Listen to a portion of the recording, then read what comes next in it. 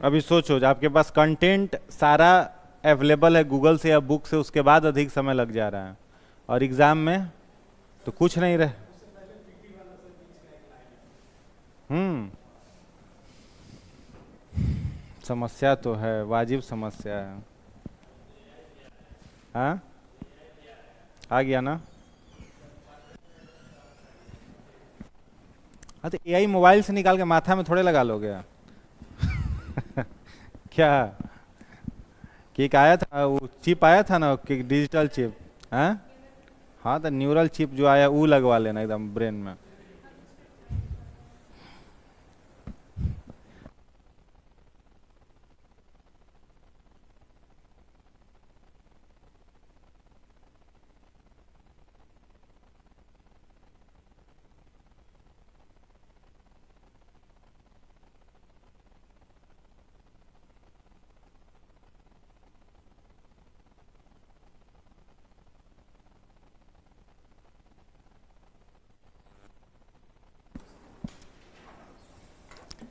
क्या लिखे थे पिछले क्लास में, क्या पढ़े थे? हाँ।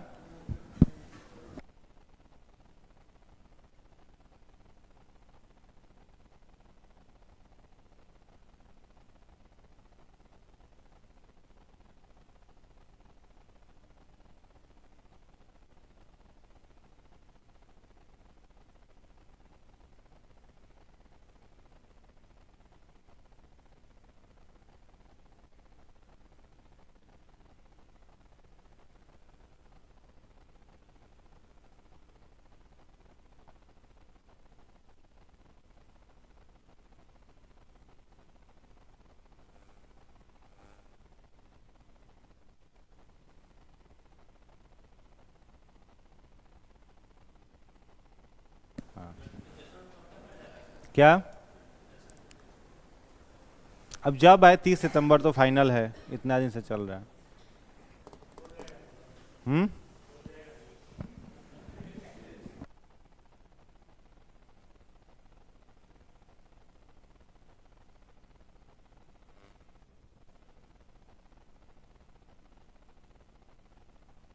जैसे भी सेंट्रल एसएससी जो है, तो सेंट्रल एसएससी का नोटिफिकेशन आ गया है ना, फॉर्म भरा रहा शुरू हो गया।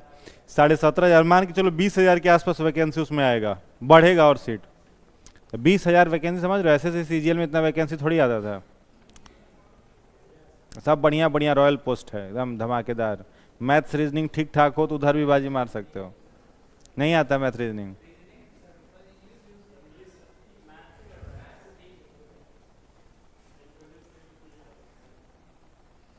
उसमें भी डिस्क्रिप्टिव है, इंग्लिश मेंस में हट गया। डिस्क्रिप्टिव इंग्लिश हट गया, तब मेंस में क्या है, वही रीजनिंग जीएस पीटी वाला ही पैटर्न मेंस में भी है। हाँ, इंग्लिश तो रहेगा ही ना। तो इंग्लिश से अगर डर लगता है तो बिहार एसएससी भी आएगा कुछ दिनों में। इंटर लेवल नहीं, वो बिहार एसएससी सचिवालय सहायक ये सब का, सचिवालय का। तो तो वो भी आएगा, तो उसमें आएगा, तो उसमें भी इंग्लिश नहीं रहेगा। उसमें 75 रहता है क्या जीएस, 25 रहता है मैथ्स, 25 रीजनिंग रहेगा। 150 क्वेश्चन, 50 रीजनिंग, 75 50 125, और 25 को हो गया मैथ, हो गया 150। चलो, प्लांट किंगडम हो गया था पिछले दिन। आज है क्या, एनिमल किंगडम, जंतु जगत।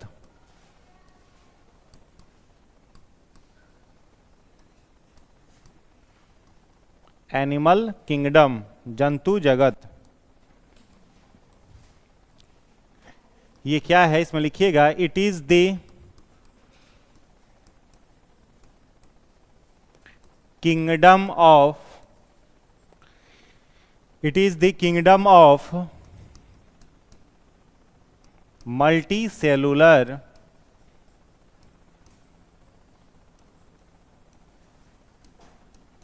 यूकैरियोट्स।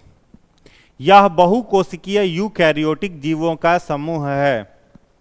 यह बहुकोशिकीय यूकैरियोटिक बहुकोशिकीय यूकैरियोटिक जीवों का समूह है। They are heterotrophic, they are heterotrophic, parasitic और सिम्बायोटिक। जंतु परपोषी, जंतु परपोषी कौमा परजीवी या सहजीवी होते हैं, परजीवी या सहजीवी होते हैं, परजीवी या सहजीवी होते हैं। अगला पॉइंट लिखिएगा, दे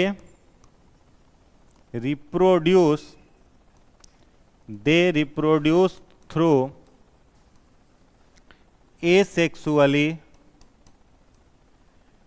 और सेक्सुअली बोथ। इनमें अलैंगिक तथा लैंगिक जनन, इनमें अलैंगिक तथा लैंगिक जनन, अलैंगिक तथा लैंगिक जनन दोनों होता है, अलैंगिक तथा लैंगिक जनन दोनों होता है। अगला point, there body is classified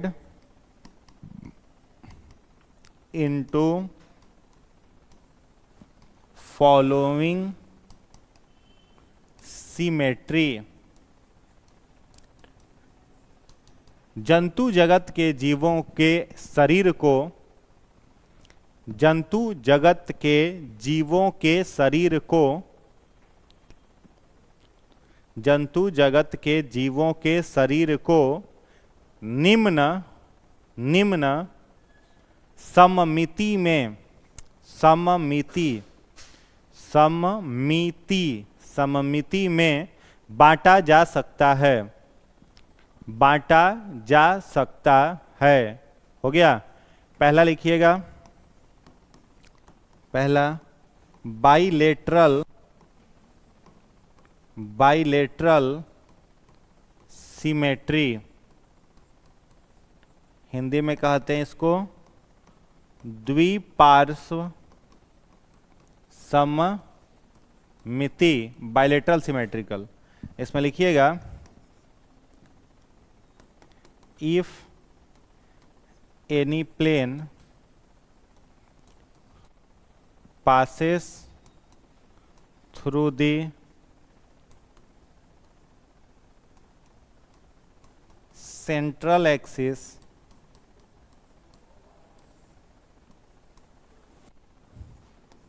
the body of organism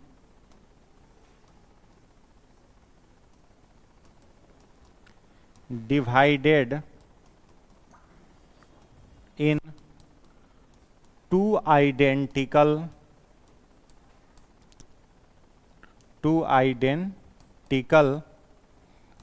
halves। Hindi वाले लोग लिखिएगा, जब जीवों के शरीर को, जब जीवों के शरीर को मध्य भाग से काटा जाए तो उसका दायां तथा बायां भाग, तब उसका दायां तथा बायां भाग समान हो,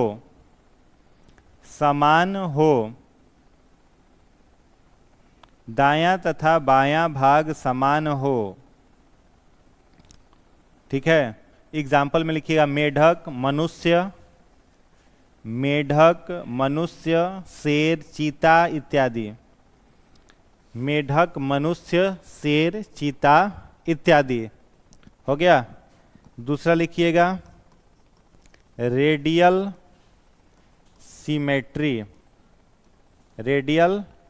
सिमेट्री, इसको कहते हैं अरीय मिति, इसमें लिखिएगा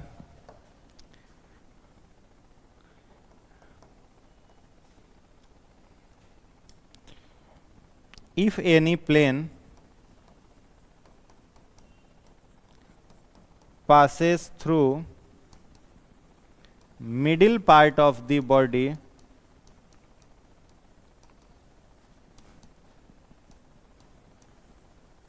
then their body divide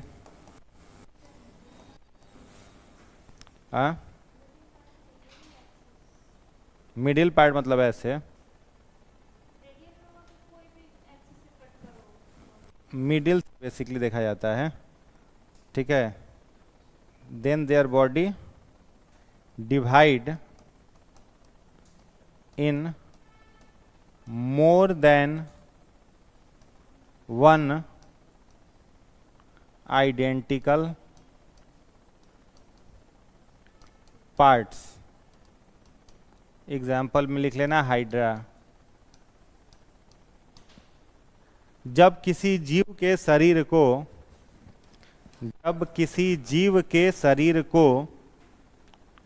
केंद्र के स्थान से काट लगाने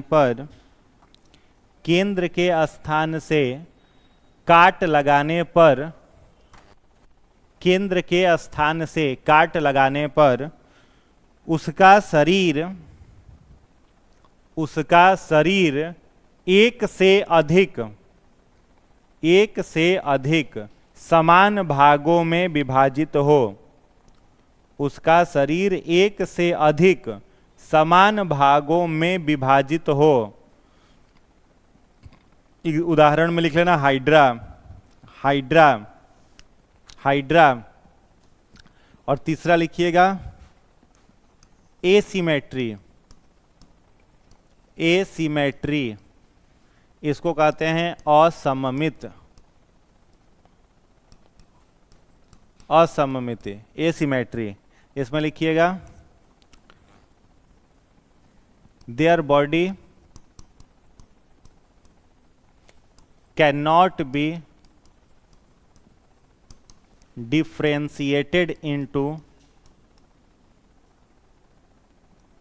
differentiated by any cut। इसमें जीवों के शरीर को कैसे भी काटने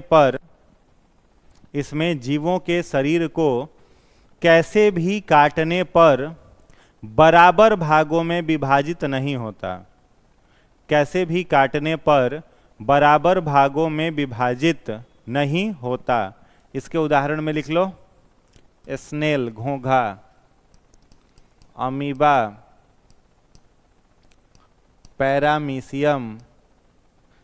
चाहिए तो खैर छोटा छोटा जीव हो जाएगा ना, अमीबा पैरामीशियम तो बहुत छोटा हो जाएगा, लेकिन लिख सकते हो अमीबा भी हो जाएगा। और क्या हो सकता है, लीच हो सकता है, ठीक है, लीच हो जाएगा, हाँ, स्पॉन्ज भी हो जाएगा, स्पॉन्ज, हाँ, कौन, चींटी बहुत छोटा जीव है। चलो हो गया, तीनों समझ में आ गया।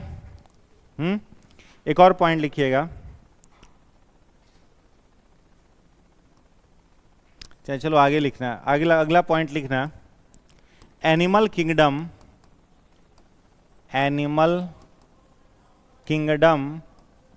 classified in following phylum। जंतु जगत को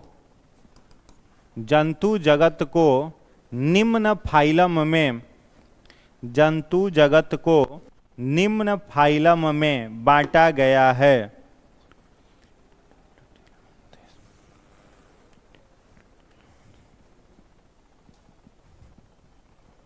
पहला,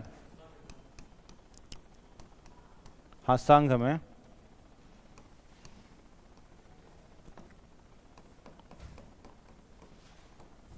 पहला लिखिएगा पोरीफेरा, दूसरा निडेरिया, तीसरा पेलेटी हेलमिन्थिस,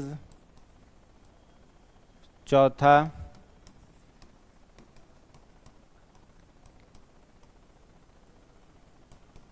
स्केल हेलामेंथिस, पांचवा एनीलिडा,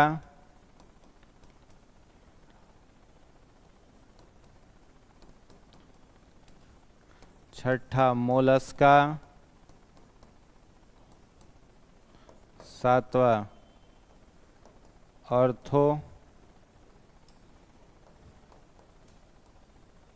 पोडा, आठवा इकाइनोडर्मेटा,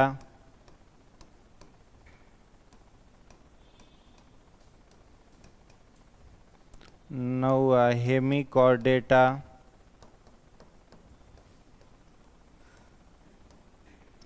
दसवा कॉर्डेटा।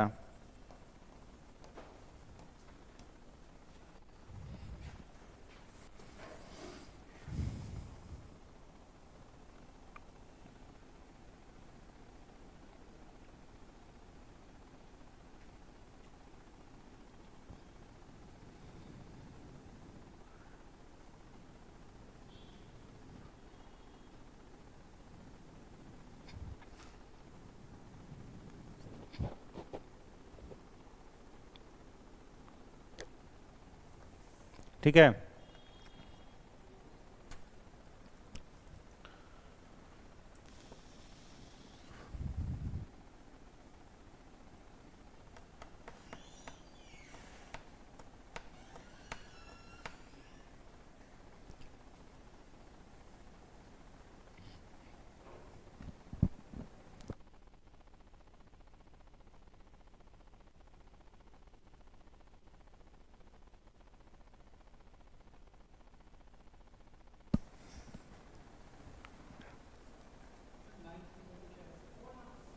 चार नंबर में है एनीलिडा, सॉरी 4 नंबर में है स्केल हेलामेंथिस, ASCHEL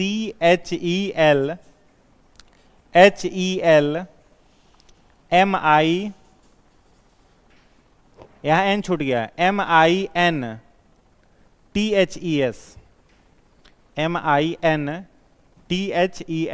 स्केल हेलामेंथिस।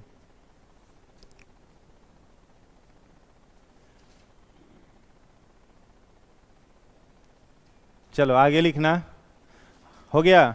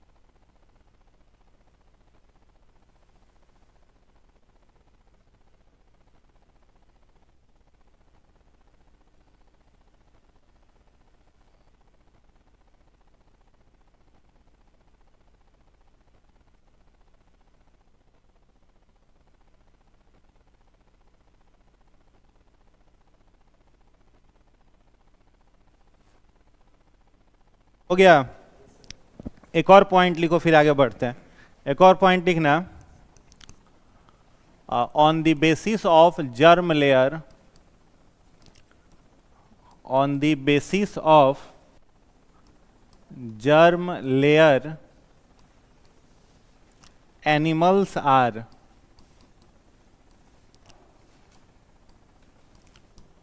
ठीक है, हिंदी वाले लोग लिखिएगा। जर्म लेयर को क्या कहा जाता है शुद्ध हिंदी में?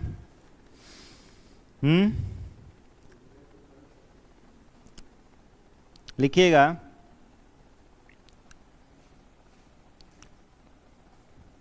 जंतुओं के शरीर को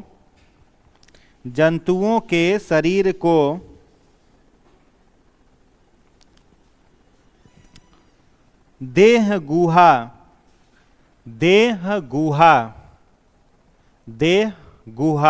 ब्रैकेट में लिखिएगा जर्म लेयर, ब्रैकेट में लिख लीजिएगा जर्म लेयर के आधार पर निम्न वर्गों में बांटा गया है, के आधार पर निम्न वर्गों में बांटा गया है। पहला लिखिएगा डिप्लोब्लास्टिक, इसे हिंदी में कहा जाता है द्विस्तरीय। और दूसरा लिखिएगा ट्रिप्लोब्लास्टिक, इसे कहते हैं त्रिस्तरीय। डिप्लोब्लास्टिक एंड ट्रिप्लोब्लास्टिक, ठीक है, डिप्लोब्लास्टिक एंड ट्रिप्लोब्लास्टिक, द्विस्तरीय और त्रिस्तरीय।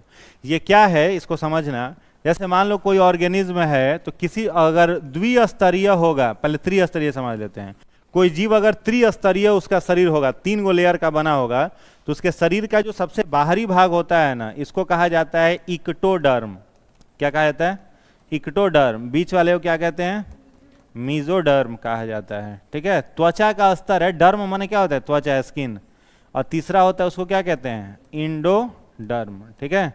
तो जिन भी जीवों में आउटर इक्टोडर्म, मिडिल मीजोडर्म और इनर इंडोडर्म हो, उस जीवों को कहा जाता है ट्रिप्लोब्लास्टिक। क्या कहेंगे? ट्रिप्लोब्लास्टिक, त्रिस्तरीय कहा जाता है। समझ में आया?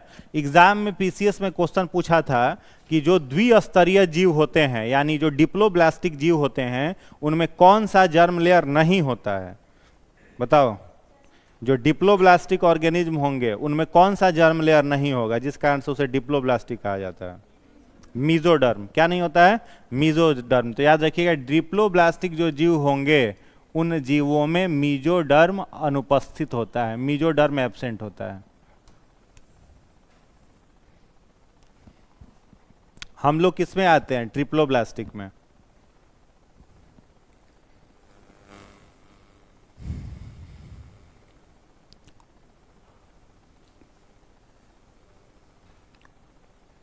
हो गया?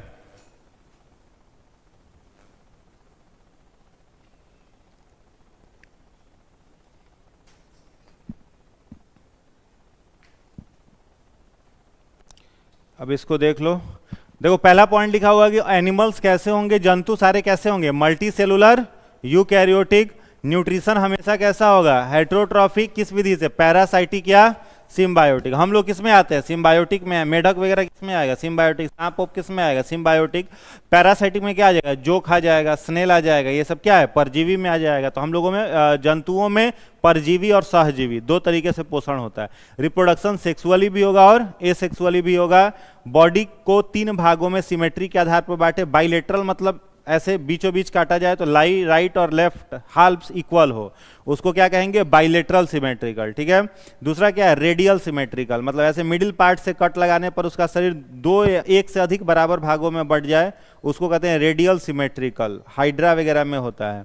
और एसिमेट्रिकल का मतलब होता है कैसे भी काटने पर उसका शरीर बराबर भागों में नहीं बटे, ठीक है। तो वो असममित हो गया। घोघा, जोक, ये सब आएगा इसमें।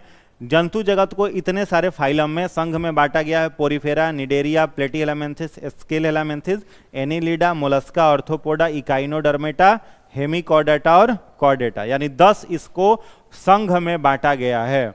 और लास्ट लिखा गया है जर्म लेयर के आधार पर डिप्लोब्लास्टिक और ट्रिप्लोब्लास्टिक। इसमें पहला हेडिंग आप बना लेना पोरिफेरा, पहला हेडिंग बना लीजिएगा पोरिफेरा। देखो जो लिखवा रहे हैं इसमें इंपॉर्टेंट क्या है? पोरिफेरा क्या सीधे याद कर लेना है क्या? बहुत चीज याद नहीं करना है, एग्जाम्पल। दूसरा लिखवाएंगे आपका निडेरिया, उसका 2 गो एग्जाम्पल। तो सबका 2 गो एग्जाम्पल याद रखना इंपॉर्टेंट है, बाद बाकी बहुत जरूरत नहीं है, ठीक है। पोरिफेरा में लिखिएगा पहला पॉइंट, पोरिफेरा में लिखिएगा पहला point, these are commonly called sponge, these are commonly called sponge, इन्हें स्पॉन्ज कहा जाता है, इन्हें स्पॉन्ज कहा जाता है। अगला पॉइंट, ये समुद्री जीव हैं, दे आर मेरीन ऑर्गेनिज्म, ये समुद्री जीव हैं, ये समुद्री जीव हैं। अगला पॉइंट, इनका शरीर छिद्र युक्त रहता है, their body is porous, their body is porous, इनका शरीर छिद्र युक्त रहता है, छिद्र युक्त रहता है। पहला एक करके लिखना, ऑस्टिया, OSTIA, ऑस्टिया, हिंदी वाले लोग भी लिखिए ऑस्टिया, OSTIA, डैश देकर लिखना है स्मॉल होल, स्मॉल होल, छोटा छिद्र। दूसरा लिखिएगा ऑस्कुलम, OSCULUM, ऑस्कुलम, डैश देकर लिखना बड़ा छिद्र, लार्ज होल, लार्ज होल, बड़ा छिद्र। ठीक है, तो देखो पोरीफेरा का नाम पोरीफेरा क्यों है? पोर्स का मतलब क्या होता है? छिद्र। इन जीवों के पूरे शरीर पर क्या होता है? छिद्र रहता है। समझ में आया? इसलिए इन जीवों को स्पॉन्ज भी कहा जाता है। तो कई जगह पोरीफेरा ही लिखा रहेगा, स्पॉन्ज भी इन्हें क्या कहा जाता है? कहा जाता है, क्योंकि पूरे शरीर पर क्या रहता है? छिद्र रहता है। इनका पूरा शरीर गद्देदार दिखाई देता है। अब सब पानी में ये रहेगा तो इसमें शरीर में दो छिद्र रहेगा, ऑस्टिया, ऑस्टिया के माध्यम से इसके शरीर के भीतर पानी प्रवेश करेगा और ऑस्कुलम के माध्यम से शरीर से पानी इसका बाहर निकलेगा। ठीक है, तो दो इसमें छिद्र होता है। चलिए अगला लिखिएगा, दूसरा निडेरिया, सेकेंड लिखिएगा निडेरिया। इसका एग्जाम्पल पूछे तो क्या कहोगे? और स्पॉन्ज, एग्जाम्पल क्या हो जाएगा? स्पॉन्ज। दूसरा लिखिएगा निडेरिया, निडेरिया, निडेरिया को सिलोन्ट्रेटा भी कहा जाता है। समझ गए? तो निडेरिया भी लिख सकता है, सिलोन्ट्रेटा भी लिख सकता है, दोनों एक ही नाम में, कंफ्यूज मत होइएगा। तो निडेरिया में डैश देकर के लिखिएगा, their body is developed at tissue level organisation, their body is developed at tissue level organisation. इनका शरीर उत्तक स्तर तक विकसित होता है, इनका शरीर उत्तक स्तर तक विकसित होता है। ऑर्गेन, अगला पॉइंट, ऑर्गेन और ऑर्गेन सिस्टम एब्सेंट, इनमें अंग या अंग तंत्र अनुपस्थित होता है, इनमें अंग या अंग तंत्र अनुपस्थित होता है। अगला point, they are found in fresh water, ये मीठे जल में पाए जाते हैं, ये मीठे जल में पाए जाते हैं।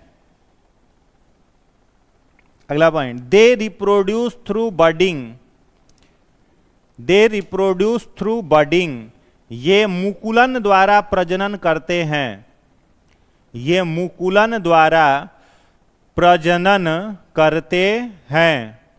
समझ गए? अब जैसे ही मुकुलन आया तुरंत समझ जाओगे बात हो रहा है हाइड्रा का। तो एग्जाम्पल क्या होगा? हाइड्रा। पहला एग्जाम्पल इसमें लिखिएगा हाइड्रा, हाइड्रा लिख लिए। दूसरा एग्जाम्पल लिखिएगा फाइसेलिया, फाइसेलिया, फाइसेलिया, ब्रैकेट में लिख लीजिएगा पुर्तगाली युद्धपोत, फाइसेलिया को पुर्तगाली युद्धपोत भी कहा जाता है, ब्रैकेट में लिख लीजिएगा पुर्तगाली युद्धपोत। हो गया? अगला एग्जाम्पल लिखिएगा जेलीफिश, जेलीफिश, जेलीफिश। तो देखो एग्जाम में कंफ्यूज करने के लिए आ जाएगा कि निम्नलिखित में से कौन वास्तविक मछली है। अब लिख देगा जेलीफिश, तो जेलीफिश ऑरिलिया को कहा जाता है। ऑरिलिया जो होती है ना उसी का साइंटिफिक नेम है, मतलब कॉमन नेम है जेलीफिश और साइंटिफिक नेम ऑरिलिया है। तो देगा कि क्या ऑरिलिया वास्तविक मछली है? तो है क्या? नहीं है। वो क्या है? ऑरिलिया, निडेरिया में आ जाएगा। समझ में आ रहा है?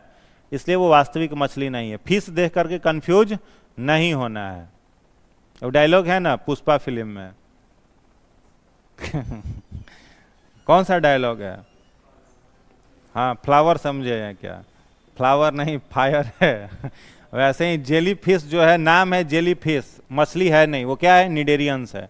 तीसरा लिखिएगा प्लेटी हेलामेंथिस। थर्ड लिखिएगा प्लेटी हेलामेंथिस, प्लेटी हेलामेंथिस, प्लेटी हेलामेंथिस हो गया। इसमें लिखिएगा प्लेटी मीन्स फ्लैटेंड, इसमें लिखिएगा प्लेटी मीन्स, प्लेटी PLATY, प्लेटी मीन्स फ्लैटेंड, फ्लैटेंड हो गया। And helminthes means worm, and helminthes means worm. Hindi वाले भी यही लिख लो, प्लेटी मतलब चिपटा, प्लेटी मतलब चिपटा, और हेलामेंथिस मतलब क्रीमी, और हेलामेंथिस मतलब क्रीमी। They are also called flattened worm, they are also called flattened worm. इन्हें चिपटा कृमि भी कहते हैं, इन्हें चिपटा कृमि भी कहते हैं, चिपटा कृमि भी कहते हैं। इसको चिपटा कृमि, फ्लैटेंड वॉर्म भी कहा जाता है, टेप वॉर्म भी कहा जाता है, समझ गए। फीता कृमि या चिपटा कृमि दोनों इसके नाम हैं। हो गया। अगला पॉइंट लिखिएगा,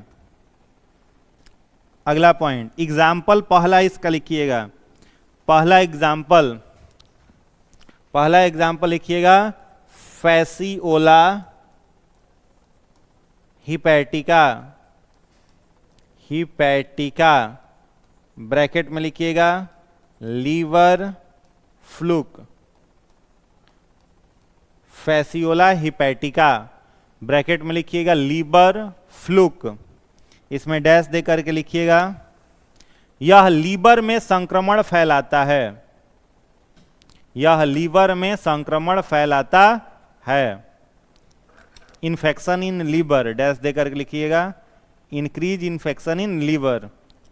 दूसरा लिखिएगा इसका example taenia solium, taenia solium, taenia solium, dash दे करके लिखिएगा it is present in intestine of pig, it is present in intestine of pig, यह सूअर के आंत में पाया जाता है, यह सूअर के आंत में पाया जाता है।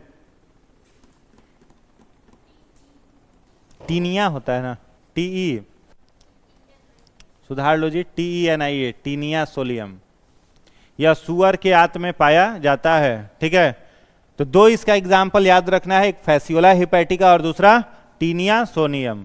तो फैसियोला हिपैटिका में देख ही रहे हो, नाम से ही पता चल जा रहा है हिपैटिका, तो हिपैटोलॉजी किसके अध्ययन को कहते हैं, लीवर के अध्ययन को कहते हैं। तो किसको प्रभावित, इसी का एक दूसरा नाम रखा गया लीवर फ्लूक। इन्फेक्शन लाएगा तो लीवर के साइज को क्या करने लगता है, बढ़ाने लगता है। इस बीमारी में लीवर का साइज क्या होने लगेगा, बढ़ने लगेगा, इसलिए इसका नाम क्या है, फैसियोला हिपैटिका। समझ में आया। दूसरा है टीनिया सोलियम, तो इसका पोषक कौन होता है, सूअर होता है, पिग्स में पाया जाता है। और जो व्यक्ति सूअर का मांस खाएगा तो सूअर के मांस के थ्रू मनुष्य के शरीर में ही आता है, ऐसे नहीं आता है। समझ गए, क्लियर। चलिए तीसरा लिखिएगा अब स्केल हेलामेंथिस, स्केल हेलामेंथिस। चौथा है scale हेलामेंथिस। These are also called nematoda, these are also called nematoda और roundworm, nematoda and roundworm। इसे हिंदी वाले लोग लिखेगा इसे गोल कृमि, गोल कृमि तथा नीमेटोडा, नीमेटोडा कहा जाता है। अगला पॉइंट, ये जलीय, स्थलीय या परजीवी हो सकते हैं। These are aquatic, comma terrestrial और parasitic, these are aquatic, terrestrial और पैरासाइटिक, ये जलीय, स्थलीय और परजीवी हो सकते हैं। एग्जाम्पल में लिखिएगा वुचेरिया, वुचेरिया। ठीक है, पहला एग्जाम्पल क्या लिखना, वुचेरिया। दूसरा एग्जाम्पल लिख लेना, एस्केरिस, एस्केरिस। तीसरा एग्जाम्पल लिख लीजिएगा hookworm, pinworm. Third में लिखिएगा हुक वॉर्म। चौथा एग्जाम्पल लिखना pinworm, hookworm, pinworm. हो गया? तो देखो स्केल हेलामेंथिस, इसको हम लोग क्या कह रहे थे? इसको कह रहे थे हम लोग टेप वॉर्म या फ्लैटेंड वॉर्म। इसको क्या कहेंगे? इसको कहेंगे राउंड वॉर्म, गोल कृमि कहेंगे या निमेटोडा कहेंगे। अब ये हम लोग पहले पढ़े हैं, आप लोगों को डिजीज चैप्टर पढ़ाए थे जब, तो डिजीज में इस दूगो का नाम आप लोगों को बताए थे, वुचेरिया का और एस्कैरिस का। याद है क्या? वुचेरिया से कौन सा रोग हो रहा था? हाथी पांव। याद है? हाथी पांव किससे हो रहा था? वुचेरिया से। इसको हाथी पांव को क्या कहा जाता है? एलिफेंटेसिस या फाइलेरिया। तो फाइलेरिया किससे हो रहा था? वुचेरिया से। एस्केरिस से क्या होता था? एस्कैटिस। क्या होता था? एस्कैटिस। एस्कैटिस मतलब में बीमारी में क्या हो जाता था? आंत में घाव बन जाता था, इंटेस्टाइन में क्या बन जाता था? घाव बन जाता था। तो क्वेश्चन कई बार एग्जाम में पूछा है कि हाथी पांव फैलाने वाला परजीवी वुचेरिया किस संघ का जीव है? तो क्या कहोगे? स्केलेनामेंथिस। समझ में आ रहा है? या फिर प्रश्न पूछेगा कि हाथी पांव फैलाने वाला वुचेरिया चिपटा कृमि है, गोल कृमि है, फीता कृमि है, क्या है? तो क्या कहोगे? गोल कृमि है, राउंड वॉर्म है। समझ गए? हुकवर्म और पिनवर्म, ये चार एग्जाम्पल इसमें है। तो यानी मुख्यतः ये बीमारी फैलाने वाले कृमि है। नेक्स्ट लिखिएगा एनिलिडा। नेक्स्ट लिखिएगा Annelida.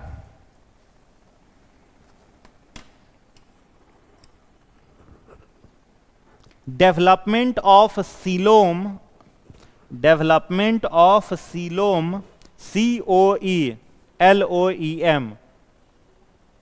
Development of coelom starts from this phylum. इस संघ से वास्तविक देह गुहा का निर्माण, इस संघ से वास्तविक देह गुहा का निर्माण शुरू होता है, शुरू होता है। मतलब समझ में आया क्या? समझ में आया? मतलब शरीर जो होगा उसका डेवलपमेंट कहां से शुरू हो रहा है? एनिलिडा से। ठीक है? बॉडी जो है ना, शरीर दिखने वॉर्म को देखोगे तो शरीर टाइप का दिखेगा, माइक्रोस्कोप वगैरह से देखने लगेगा। तो देखने लायक शरीर जो होता है, इसमें पता चलता है कि ये ऑर्गेनिज्म है, वो कहां से स्टार्ट होता है? एनिलिडा से शुरू होता है। क्लियर है? हाँ, अगला पॉइंट लिखिएगा इसमें। Next point, there body is segmented, their body is segmented, bilateral symmetrical, their body is segmented, bilateral symmetrical and triploblastic। इनका शरीर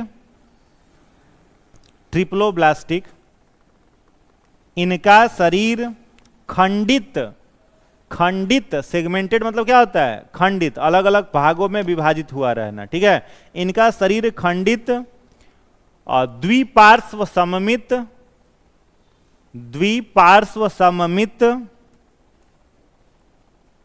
तथा त्रिस्तरीय होता है, त्रिस्तरीय होता है। अगला point, close circulatory system present, इनमें बंद रक्त परिवहन पाया जाता है, इनमें बंद रक्त परिवहन पाया जाता है। Close circulatory system present, comma, excretion occurs through nephridia, excretion occurs through nephridia, इनमें उत्सर्जन, कॉमा देके, इनमें उत्सर्जन वृकक, नेफ्रीडिया को हिंदी में कहते हैं व्री, आधा क, पूरा क, फिर क, वृकक, इनमें उत्सर्जन वृकक द्वारा होता है, वृकक द्वारा होता है। उदाहरण में लिखिएगा नेरिस, NERIS, नेरिस, कॉमा, केंचुआ, केंचुआ, कॉमा, जोंक, जोंक इत्यादि, जोंक इत्यादि। हो गया? हाँ हाँ, एक अगला पॉइंट नोट में 2-3 पॉइंट लिखना है। नोट में लिखिएगा नेरिस को सीपी कहा जाता है। सीपी, सीप समझ रहे हो?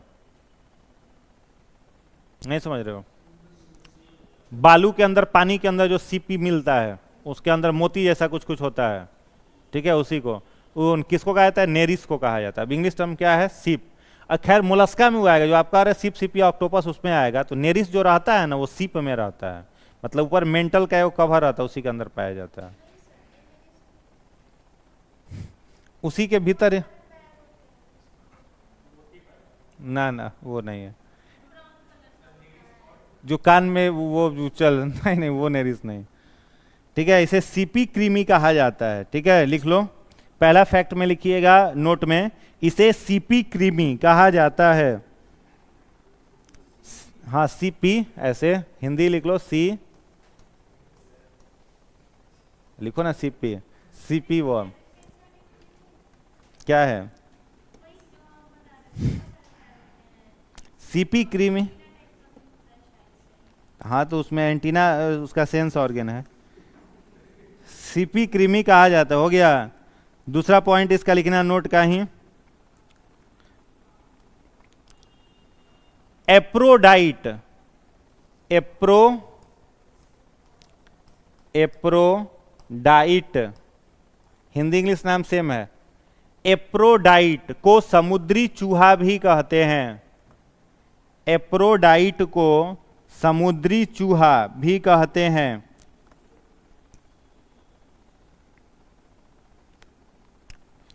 फ्रेंड ऑफ फार्मर किसको कहा जाता है? अर्थवर्म को कहा जाता है, तो लिखने की कोई जरूरत है नहीं।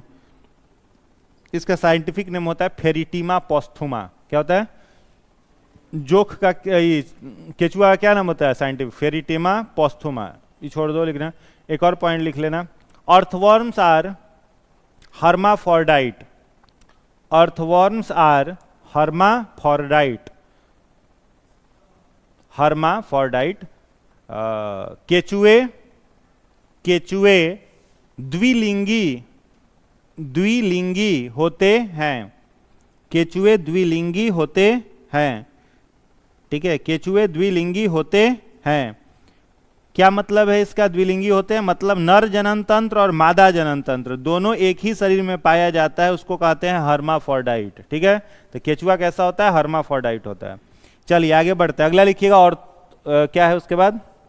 हाँ, मोलस्का। नेक्स्ट लिखिएगा मोलस्का। मोलस्का, इसमें लिखिएगा they are present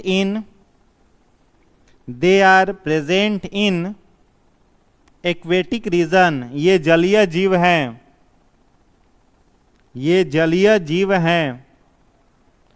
there body is soft, इनका शरीर कोमल होता है,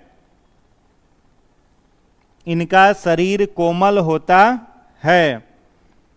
अगला point, there body is covered with in mental. There body is covered in mental, इनका शरीर मेंटल में, मेंटल एगो पागल वाला होता है वो नहीं, इनका शरीर मेंटल में ढका होता है, ढका होता है। एग्जाम्पल में लिख लेना सीप, सीपिया, ऑक्टोपस। पहला लिखना सीप कॉमा सीपिया। तीसरा एग्जाम्पल लिखिएगा ऑक्टोपस। उसके बाद लिखिएगा काइटन, काइटन। हिंदी में ही लिखो सीप, सीपिया, ऑक्टोपस। अरे शंख ओंख जितना आता है ना, वो सब किस में आएगा? मोलस्का में आएगा। जो शंख हम लोग बजाते हैं, वो तो शंख के अंदर जंतु रहता है। कौन रहता है उसके अंदर? मोलस्का रहता है। हाँ, तो सीप, सीपिया, ऑक्टोपस, काइटन। एक और लिख लेना घोंघा। घोंघा, घोंघा को पीला कहा जाता है, PILA, घोंघा। जो खा जाता है नहीं सब, उसको गर्म पानी में डाल डाल के, घोंघा, वो सब होता है किस में आएगा, मोलस्का में। समझ गया, उसका कैल्शियम आवरण के ऊपर ढका हुआ रहता है, उसका शरीर कैल्शियम के ऊपर क्या रहता है, ढका हुआ रहता है। समझ गए। चलिए ऑर्थोपोडा नेक्स्ट। हाँ हाँ, काइटन, काइटन, टाइटन नहीं, काइटन, कुछ लिख सकता है वो।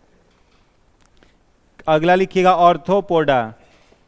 ऑर्थोपोडा लिखिएगा पहला पॉइंट, ऑर्थो मीन्स ज्वाइंटेड, इसमें लिखिएगा ortho means jointed and poda means leg. Ortho means jointed and poda means leg. Ortho मतलब ज्वाइंटेड माने जुड़ा हुआ, पोडा माने पैर। हो गया। अगला पॉइंट लिखिएगा, they have 3 pair legs. They have 3 pair legs. इन जीवों में 3 जोड़ी पैर होता है। इन जीवों में 3 जोड़ी पैर होता है। देखो मकड़ी जो, इसमें किसको रखा जाता है ऑर्थोपोडा में, इंसेक्ट्स को। ठीक है। एक और पॉइंट लिखना, it is the largest phylum of animal kingdom. It is the largest phylum of animal kingdom. यह जंतु जगत का, यह जंतु जगत का सबसे बड़ा संघ है। जंतु जगत का सबसे बड़ा संघ है, सबसे बड़ा संघ है। इसमें कीट को रखा गया है। इसमें कीट को रखा गया है। Insects are present in this phylum. इसमें कीट को रखा गया है। ठीक है। इसमें जो भी आएगा कौन रहता है, कीड़ा मकोड़ा सब रहेगा। अब कीड़ा मकोड़ा क्वेश्चन पूछा हुआ है, शायद बीपीएससी का ही क्वेश्चन है, घटना चक्र में है कि मकड़ी जो है वो कीट नहीं है। क्यों? क्या वो पैर रहता है उसमें? 8 पैर रहता है। मकड़ी है ऑर्थोपोडा की ही, समझ में आ रहा है, लेकिन कीट की श्रेणी में इसलिए नहीं रखा जाता क्योंकि उसमें 4 जोड़ा पैर है, और कीट में कितना जोड़ा पैर रहना चाहिए? 3 जोड़ा पैर रहना चाहिए। समझ में आया? चलिए आगे लिखिएगा, largest phylum of animal kingdom लिख लिए। प्लांट किंगडम का सबसे बड़ा फाइलम कौन सा था? एंजियोस्पर्म। और जंतु जगत का क्या हो जाएगा? ऑर्थोपोडा हो जाएगा। अगला पॉइंट इसमें लिखिएगा ऑर्थोपोडा में, दे आर यूनिसेक्सुअल। ये एक लिंगी होते हैं। They are unisexual. ये एक लिंगी होते हैं। एक लिंगी होते हैं। अगला पॉइंट लिखिएगा, एग्जाम्पल लिखो, झींगा, प्राउन कहते हैं ना, प्राण, प्राउन कहा जाता है, झींगा जो खा जाते हो तुम लोग वही। केकड़ा, क्रैब, कॉकरोच, तिलचट्टा, बिच्छू, स्पाइडर। बिच्छू भी आ जाएगा, मकड़ी भी आ जाएगा, दोनों इसका एग्जाम्पल है। बिच्छू माने स्कॉर्पियन और मकड़ी माने स्पाइडर। ठीक है। झींगा, केकड़ा, तिलचट्टा, बिच्छू, मकड़ी सब किसका उदाहरण है? हाँ, ऑर्थोपोडा का एग्जाम्पल है। ठीक है। एक और पॉइंट लिखना, एस्पिंटेट्स, इंपॉर्टेंट है, लिखिएगा एस्पिंटेट्स।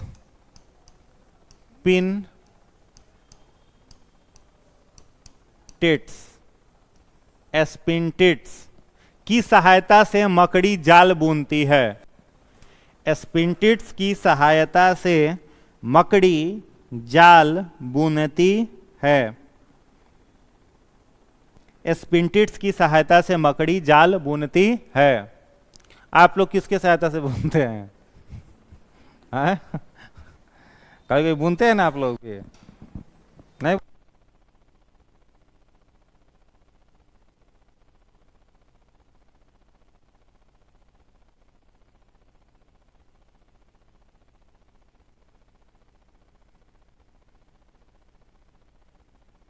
दिखाई देता है। तो मकड़ी जाल किसकी सहायता से बुनती है? स्पिंटेट्स की सहायता से। कीट का जीवन चक्र कितने भागों में बटा रहता है? कीट का जो जीवन चक्र होता है वो कितने अवस्था में होता है? पहले क्या होता है? अंडा, फिर क्या होता है? लार्वा, फिर क्या होता है? प्यूपा, फिर क्या बनता है? कीट। लिखने का जरूरत है सब कीट का, खाली बटरफ्लाई का है नहीं। हाँ, किसी भी कीट का जो जीवन चक्र है वो 4 अवस्था से गुजरता है। पहला क्या होता है? अंडा। अंडा के बाद क्या होता है? दूसरा लार्वा। लार्वा के बाद प्यूपा, प्यूपा के बाद कीट। याद रखिएगा, नहीं याद है तो लिख लीजिएगा। कीट का जीवन का 4 अवस्था है, अंडा, लार्वा, प्यूपा, कीट। अंडा, लार्वा, प्यूपा, कीट।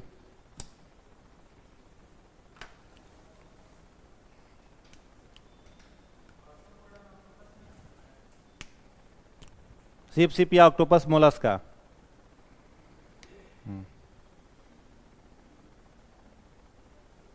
छाप लिए। कुछ हानिकारक कीट का नाम पता ही है आप लोगों को, लिखवाए हैं पहले। पूछ रहे हैं बताओ, घरेलू मक्खी से कौन सा रोग फैलता है? हाउस फ्लाई से। जल्दी बोलो। हैं? बड़ी मार मारेंगे। तो सीसी फ्लाई से क्या फैलता है? घरेलू मक्खी पूछ रहे हैं, हाउस फ्लाई।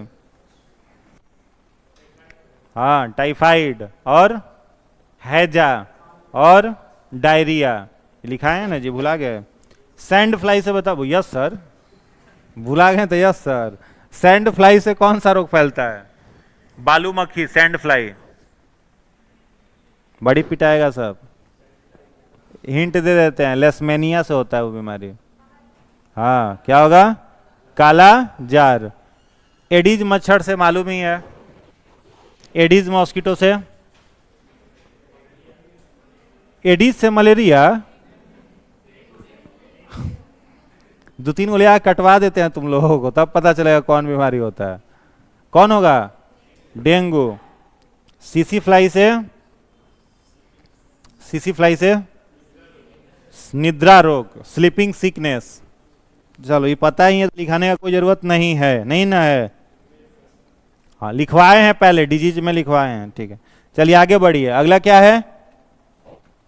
इकाइनोडर्मेटा। नेक्स्ट लिखिएगा इकाइनोडर्मेटा। और 3 गो बचा है, जल्दी जल्दी लिख लो। Echinodermata, Echinodermata. इसमें लिखिएगा हिंदी इंग्लिश दोनों लोग। इकाइन मीन्स कांटा, इकाइन, इकाइन मीन्स कांटा, कांटा। तथा डर्मा मीन्स त्वचा। इकाइन मतलब कांटा, डर्मा मीन्स त्वचा। इनके शरीर पर क्या होता है? इनके त्वचा पर कांटा रहता है, स्पाइन्स रहते हैं, इसलिए इनको क्या कहा जाता है? इकाइनोडर्मेटा कहा जाता है। अगला पॉइंट, ये समुद्री जीव हैं। They are marine organism, they are marine organism. ये समुद्री जीव हैं। नेक्स्ट पॉइंट लिखिएगा, एग्जाम्पल लिखो सीधा। एग्जाम्पल में लिखिएगा स्टार फिश, तारा मछली, स्टार फिश। हो गया।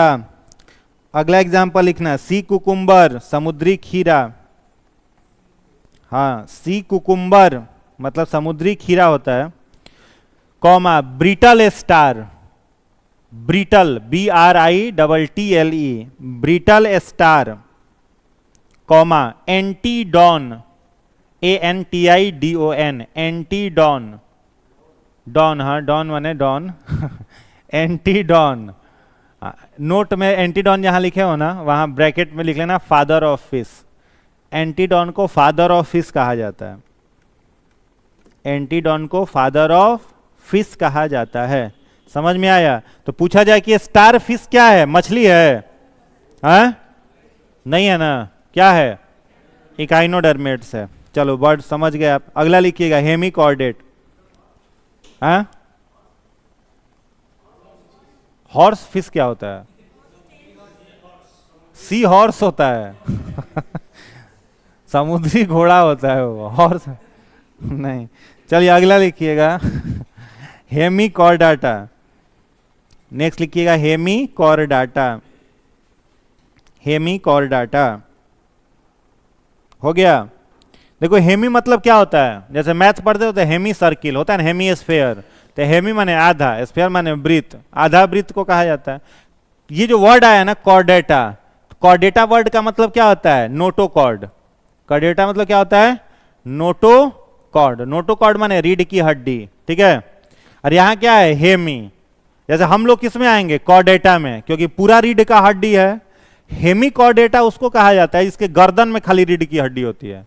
समझ में आ रहा है? इनके पूरे शरीर में रीढ़ की हड्डी नहीं है, खाली कहां पर है? गर्दन में रीढ़ की हड्डी, इसलिए इसका नाम है हेमिकॉर्डेट।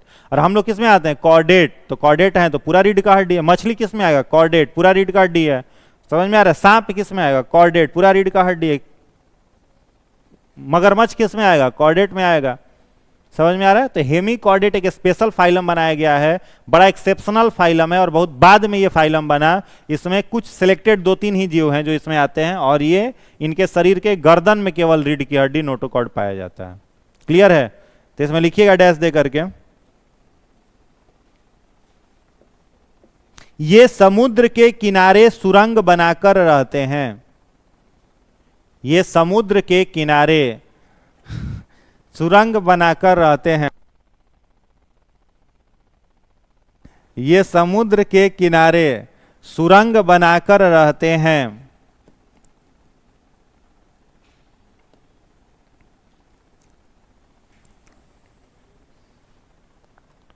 अगला point, notochord only present on their neck. Notochord only present on their neck. Hindi वाले लोग लिखना, नोटोकॉर्ड इनके गर्दन वाले हिस्से में होता है। नोटोकॉर्ड इनके गर्दन वाले हिस्से में, गर्दन वाले हिस्से में होता है। उदाहरण में लिखिएगा,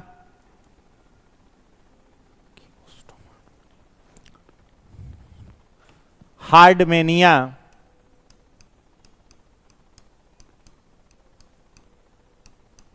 comma बैंकी stoma. हार्डमेनिया, बैंकी stoma.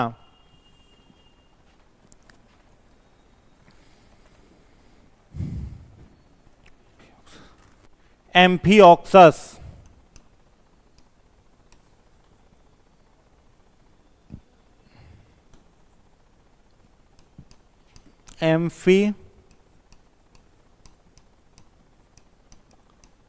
Oxus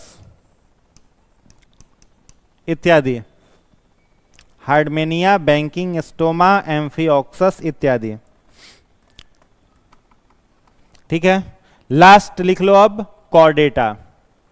last लिखिएगा Chordata.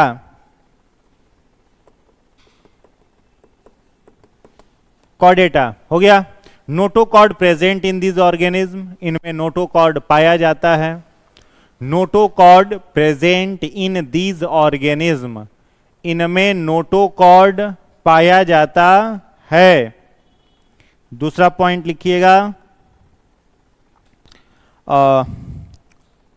Close circulatory system present, इनमें बंद रक्त परिसंचरण तंत्र पाया जाता है। इनमें बंद रक्त परिसंचरण तंत्र पाया जाता है। बंद रक्त परिसंचरण तंत्र माने, हाँ, ब्लड जो होगा उनका धमनी शिरा में बहेगा, आर्टरी और वेन में बहेगा। समझ में आया? इसका मतलब बंद रक्त परिसंचरण। क्लियर? पाइप के द्वारा नहीं, उसको ब्लड वेसल्स कहते हैं, पाइप कह रहा है। चलो अगला पॉइंट लिखिएगा इसमें। नेक्स्ट लिखिएगा, इट इज क्लासिफाइड इनटू, एक और विशेषता इसकी होती है, इनका ब्रेन किसके भीतर होता है? क्रैनियम के भीतर। जितने होंगे ना कॉर्डेटा, सबका दिमाग किसके अंदर होगा? क्रैनियम। क्रैनियम में कितनी हड्डियां? 8। कितना होता है? 8 होता है। इनका ब्रेन क्रैनियम में होगा। चलिए अगला पॉइंट लिखिएगा, इन्हें 5 वर्गों में बांटा गया है। It is classified in 5 class. It is 5, इन्हें 5 वर्गों में बांटा गया है। कितने वर्ग हैं? 5 वर्ग हैं। पहला लिखिएगा मत्स्य, पीसेस। पहला लिखिएगा मत्स्य, पीसेस कहते हैं अंग्रेजी में, PISCES, PISCES, पीसेस। ठीक है, डैश देकर। मछली में बस 2-3 पॉइंट लिखवाएंगे, मामला खत्म। हम पहले पूछ रहे हैं, बताओ मछली समुद्र में मिलेगा? मीठा पानी में मिलेगा? ठीक है, मालूम है आपको। श्वसन किससे करेगा? गिल्स से करेगा। लिखाने की जरूरत है? नहीं है। एक पॉइंट डैश दे करके लिख लो, these are cold blooded organism. हाँ, पीसेस में मछली में। These are cold blooded organism, ये अनियत तापी जीव हैं। अनियत तापी, अनियत तापी या शीत तापी लिख लेना, अनियत तापी जीव हैं। एक और पॉइंट ये आप लोगों को पता होगा तो लिखने का जरूरत नहीं है। कार्टिलेज से किस मछली का बॉडी बना रहता है? शार्क का।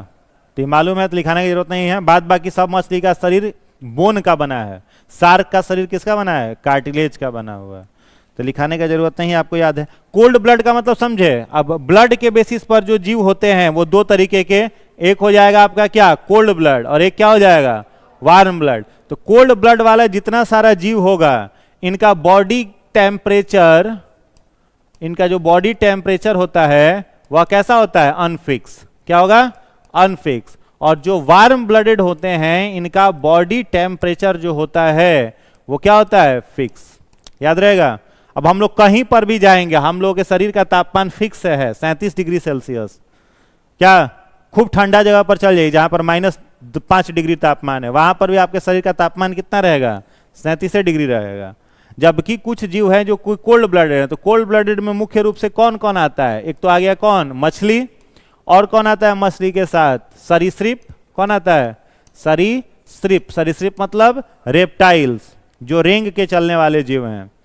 इसके साथ एक और आ जाएगा कौन? उभयचर। कौन आ जाएगा? उभयचर मतलब एम्फीबियन। तो ये तीन जीव जो होते हैं ना वो किस में आते हैं? Cold blood. ठीक है। और गर्म रक्त वाले में दो ही जीव आते हैं। कौन कौन आता है? पक्षी और स्तनधारी। कौन आता है? पक्षी और स्तनधारी। पक्षी माने बर्ड्स हो गया और स्तनधारी माने मैमल्स। ठीक है। हम लोग और पक्षी दोनों वार्म ब्लडेड में आएंगे, नियत तापी में आएंगे, और अनियत तापी में मछली, सरीसृप और उभयचर। ओके, चलिए तो ये लिख लिए आप, मछली खत्म मामला।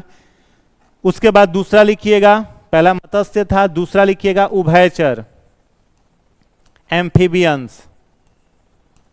दूसरा लिखना उभयचर, एम्फीबियंस। एम्फीबियंस इसमें डैश दे करके लिखिएगा। ये जमीन पानी दोनों जगह रहेंगे, मालूम ही है ना? ठीक है, कोई जरूरत नहीं है। अगला लिखिएगा, glands present on their body. इनके शरीर में ग्रंथि होती है। इनके शरीर में ग्रंथि होती है। मेढक को पकड़ोगे ना हाथ से तुरंत फिसल जाएगा। क्यों फिसल जाएगा? उसके स्किन पर ग्लैंड है, इतना चिकना रहेगा कि हाथ में पकड़ाएगा नहीं। श्वसन किससे होगा? त्वचा से भी होगा, गिल्स से भी होगा, लंग्स से भी होगा। तीनों से श्वसन होता है, तीन तो मालूम ही है आपको। कैसा है तो लिख देना, they are cold blooded. They are cold blooded. They are cold blooded. Cold blooded example में लिख लो, मेढक, टोड। टोड मेढके का एक प्रजाति है, टोड बोला जाता है उसको, मेढक ही होता है टोड। हायला, HYLA, हायला, ये भी मेढके जैसा होता है, पेड़ ओड़ पर चढ़ जाता है।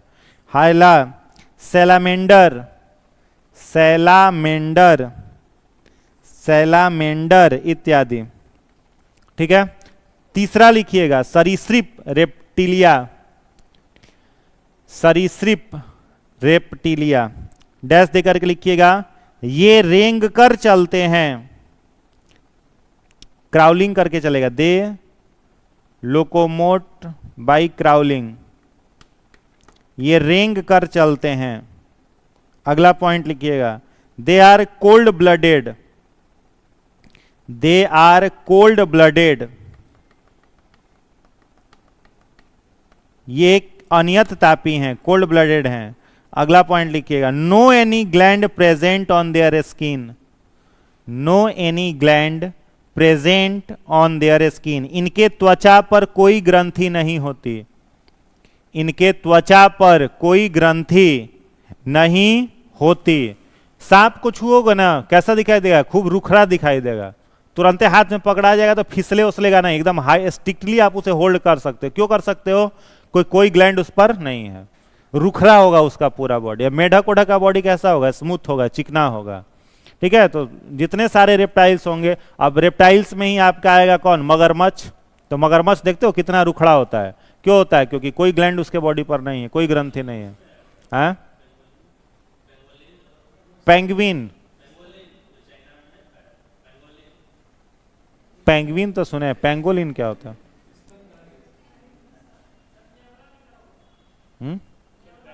नेवला की तरह होता है, वो चलता है समुद्र के किनारे, उसको तो पेंगुइन बोला जाता है। पता नहीं।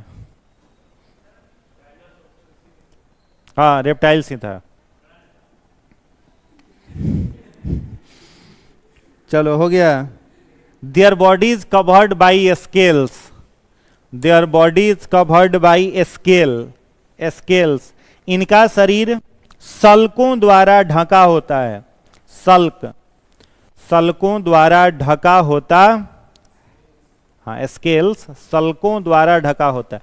इसके हार्ट में कितने चैम्बर होंगे? 3। कितने होंगे? 3। एक्सेप्शन में क्रोकोडाइल, क्रोकोडाइल में कितना होगा? 4। तो मालूम ही है आप लोगों को, जितने सारे रेप्टाइल्स होंगे सबका हार्ट का 3 चैम्बर होता है, 2 ऑरिकल और 1 वेंट्रिकल। लेकिन मगरमच्छ में 4 चैम्बर होता है, 2 ऑरिकल और 2 वेंट्रिकल। ठीक है, चलिए उसके बाद है पक्षी। अगला लिखिएगा पक्षी, एवीज, AVES, पक्षी। डैश देकर के लिखना, दे आर वार्म ब्लडेड, ये नियत तापी हैं।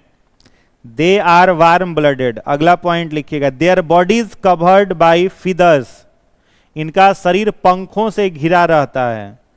There bodies covered by feathers, इनका शरीर पंखों से घिरा रहता है।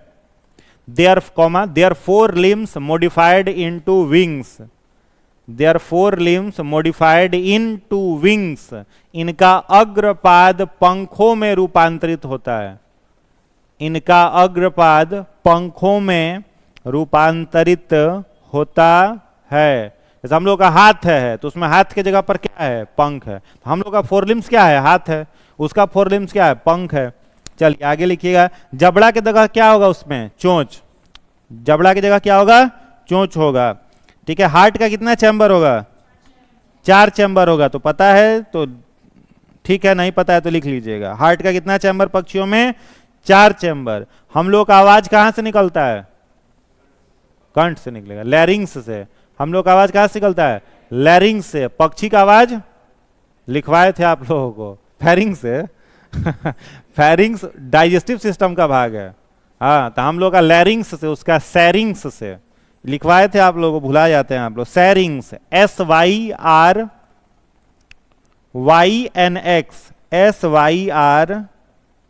SYRYNX, सैरिंग्स। हम लोगों में लैरिंग्स, उसमें सैरिंग्स। हिंदी में कहा जाता है शब्दिनी, सैरिंग्स को शब्दिनी हिंदी में कहा जाता है। उससे पक्षियों का आवाज निकलता है। लास्ट लिखिएगा स्तनधारी, मैमिलिया। 5वां लिखिएगा मैमेलिया, स्तनधारी। स्तनधारी डैश देकर के डायफ्राम प्रेजेंट, डायफ्राम DIAPHARM। स्तनधारी जीवों की पहली विशेषता होती है, क्या होता है उनमें? डायफ्राम होता है। ठीक है, comma, hairs present on skin, त्वचा पर रोम पाए जाते हैं।